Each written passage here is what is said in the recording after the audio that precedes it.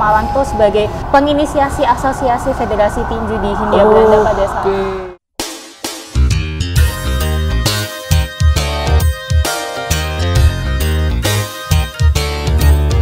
Pemirsa, ketemu lagi bersama saya Sam West, tetap di edisi Podcast S. Kangen semuanya ya, lama kita nggak podcastan nih sama Bos Ipul bersama tim Jawa 1. Kali ini edisi spesial, kita akan membahas buku Spektrum Kota Malang edisi khusus 1 abad Stadion Gajayana Malang. Seperti yang kita ketahui, kemarin dalam rangka HUT Kota Malang ke 110 tahun, hari ulang tahun Kota Malang, beberapa penulis, ada sekitar 50 penulis yang menyumbangkan karya tulisnya, kemudian dibukukan menjadi buku 1 abad Stadion Gajayana yang menjadi tema khusus.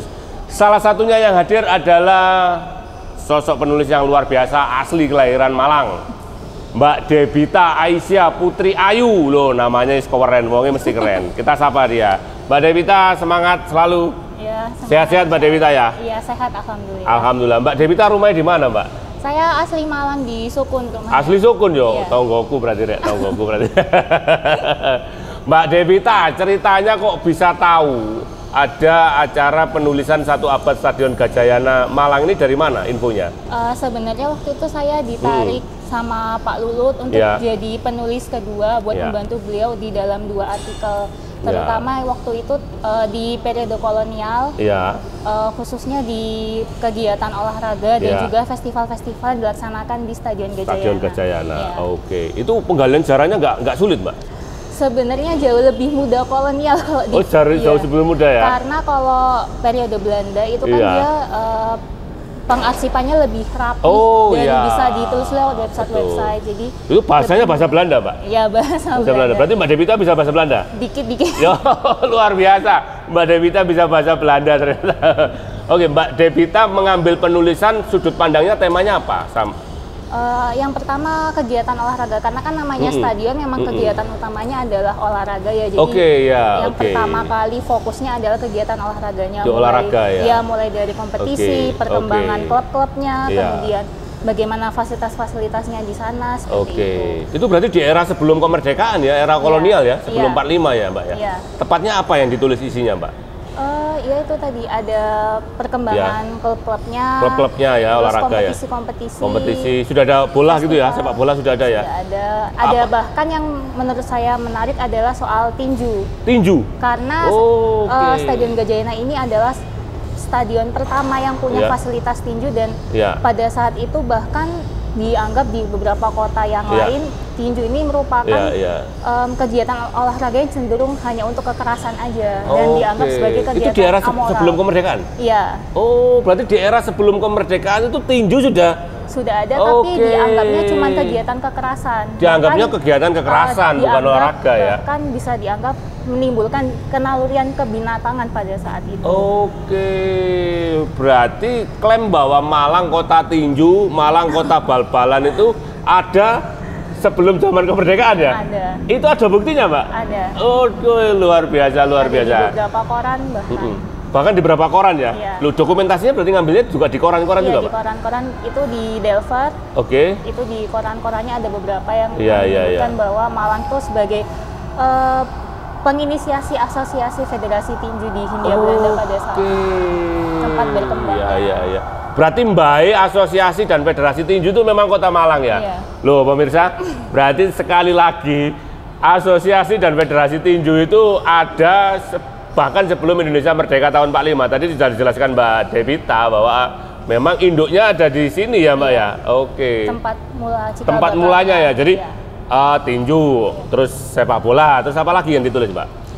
Berkuda? Iya. Oke. Terus? Ada juga renang. Oh iya, ada swimbat itu ya? Klub renang terbesar di Hindia Belanda itu di Kota Malang.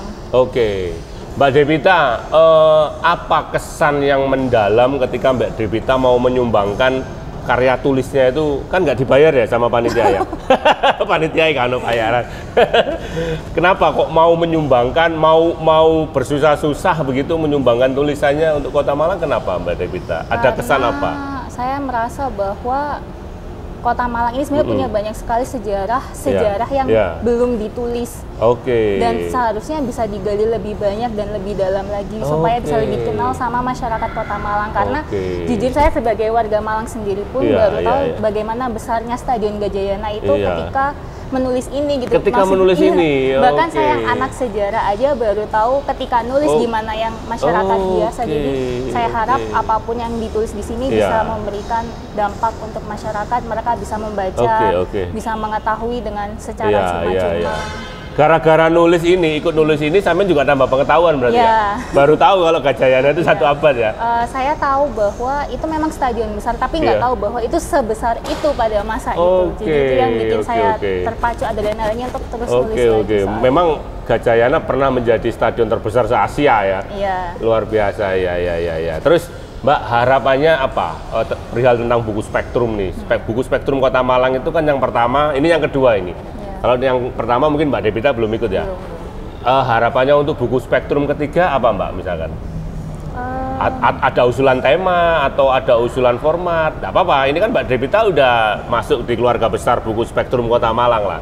Apa harapannya atau visinya atau baiknya begini loh atau baiknya tema ini loh gitu? Ada nggak? Kalau saya terpikirkan untuk membahas soal pendidikannya ya. Pendidikan? Ya, jadi mungkin pendidikannya nggak hanya soal institusi sekolahnya, tapi mungkin bagaimana sistem pendidikannya di Kota Malang, atau mungkin bagaimana misalkan toleransi yang tercipta di institusi-institusi pendidikan. Karena saya dulu pernah menulis soal skripsi di sekolah HBSAMS di Kota Malang, dan itu ada hal yang menarik bahwa bagaimana antara murid Bumi Putra dan murid Eropa itu pendidikan ya. Iya, Malang kan memang dalam Tribina Cita itu salah satunya adalah kota pendidikan. Kota pendidikan, kota pariwisata, kota industri. Dan itu sudah disebut sebagai kota pendidikan atau kota sekolah sebenarnya pada saat itu sejak periode kolonial. Jadi saya pikir itu adalah hal yang unik, yang menarik, yang mungkin bisa digali lagi lebih dalam lagi. Berarti Kota Malang terkenal sebagai kota pendidikan itu juga era kolonial juga sudah terkenal sebagai kota pendidikan ya, Mbak? Dan itu bisa ditarik sebenarnya, itu akan sangat menarik sekali karena sampai sekarang pun Kota Malang kan juga masih disebut sebagai kota sekolah, kota pendidikan, banyak institusi-institusi, universitas, sekolah tinggi. Akulturasi budaya Bumi Putra dan orang Eropa atau orang Belanda itu juga menarik dikaji itu ya. Itu kan dari segi antropologi atau sosiologinya kan kuat ya. Dan mungkin nanti ke depannya mungkin nggak hanya anak-anak sejarah aja mungkin, tapi mungkin bisa menarik dari berbagai keilmuan yang lain untuk ditarik menulis, mengembangkan apa yang ada di Kota Malang. Betul. Mbak Devita nyumbang berapa halaman tulisan Mbak di dalam kalau berapa halaman kayaknya nggak sebanyak yang lain. Berapa? Karena bergabung sama Pak Lulu juga ya, mungkin sekitar 60-an mungkin. 60-an halamannya, luar biasa. Dan itu sukarela Mbak ya, semangat ya. banyak efek ya, ternyata ada begini gitu ya. Jadi itu ada nambah pengetahuan ya, luar biasa ya Mbak ya. Terus Mbak Devita terakhir, harapannya kepada Pemkot Malang, karena kan buku Spektrum Kota Malang ini dipersembahkan dari warga Kota Malang, dalam hal ini pecinta literasi di Kota Malang atau penggerak literasi, dipersembahkan untuk Kota Malang. Harusnya bagaimana tuh Pemkot Malang itu Pak? Lebih banyak lebih menghargai, mungkin ada banyak action untuk sejarah Kota Malang sendiri. Action sejarah Kota Malang ya. Karena ini kan diinisiasi dari warga Malang sendiri. Saya berharap kedepannya ada pemerintah kota yang lebih menginisiasi juga, lebih memfasilitasi, mewadahi dalam banyak hal. Siap. Senang tapi Mbak ya ikut terlibat di proyek ini ya. Luar biasa ya. Dan ini sejarah loh namanya tertulis. Ya kan itu sekarang ini buku yang nggak salah sekitar 800-an itu kita mau genapkan jadi 1000 kayaknya sama teman-teman panitia ini. Kalau mau nyumbang tulisan lagi boleh Mas Yan, Mbak? Ya nanti coba saya pikirkan lagi. Siap. Mbak, kemudian bagaimana saran jenengan ini Mbak Devita ini kepada guru-guru atas buku ini? Layak nggak buku ini dibaca guru-guru? Sangat layak. Atau guru seperti apa yang harus membaca? Semua guru bisa untuk membacanya, karena saya kira bahwa bahasanya sangat-sangat mudah dimengerti. Mungkin nggak hanya untuk orang-orang akademisi atau orang-orang sejarah aja, tapi untuk masyarakat, untuk guru-guru yang mungkin bukan di bidang sejarah pun juga akan sangat mudah memahami tulisan-tulisan di sini. Dan berharap bahwa mungkin guru-guru sejarah nantinya juga bisa turut mengajarkan sejarah lokal. Iya, jadi nggak hanya sejarah nasional, tapi juga ada sejarah lokal yang bisa diajarkan, sehingga supaya masyarakat Kota Malang ini punya ingatan tentang sejarahnya sendiri. Iya. Oke. Baik, pemirsa, demikian tadi obrolan yang sangat seru sama Mbak Devita ini ya, singkat, padat, ringkas.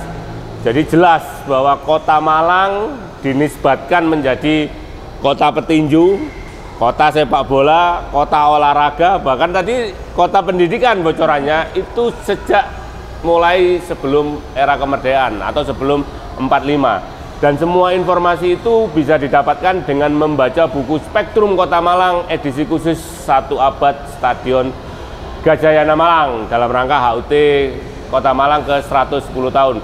Kita akan ketemu dengan penulis-penulis yang lain. Demikian, terima kasih. Tetap sehat, tetap semangat. Podcast S.